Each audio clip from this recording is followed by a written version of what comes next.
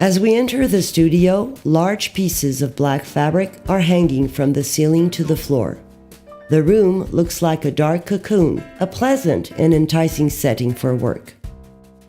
Wearing white socks, Jean-Pol greets us, a wide smile on his face. Everyone gets in position for the task ahead, ready to capture on film the performance. At first, the artist hesitates, not quite sure where to start. Little by little, the ambiance slowly loosens and the work begins. Jean-Pol grabs one of the two big trash bags from the back of the studio. The torn bags bring out a slight ill smell and aroma, like an old stew that reaches our sinuses.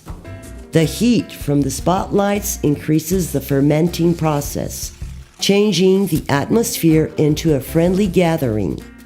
He spreads here and there all kinds of bottles, empty mushroom boxes, packs of cigarettes, small containers of doliprane, and varied junk, mixing the reds with the blues, the light yellows, and the vibrant greens. The apparent messiness keeps the viewers in alert. Everyone is holding their breath. The large panel is then brought up and Jean-Pol can now apply some primer in order to produce rough layers on the surface. Once the primer has dried, he then covers different parts of the panel in black with a wide brush. As the shapes appear, shadows stretch, enhanced by the dark color. Hence, many forms seem to come out. The next stage of the creation becomes more violent. Through the technique of throwing, he projects splashes of colors with quick moves of his brush.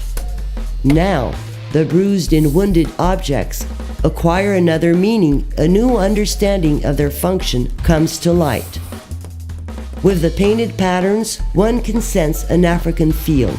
Approximate zigzags and curves, shades of deep greens and vivid blues highlight the red in the center. The light yellow scintillates. Finally come the flowers. They glow, almost purple. They cover most of the space. They are the connection between what is alive and what is long gone. They grow like ornaments on an aged tapestry. Their old flavor metamorphoses the dirty and standardized contemporaneity of the objects on which they bloom into a mere setting of the creation. His hands and feet stained by vivid nuances, Jean-Pol takes a few steps back. He smiles, and everyone around does the same as the piece of art luminesces and blazes. The success of its making is now captured on film.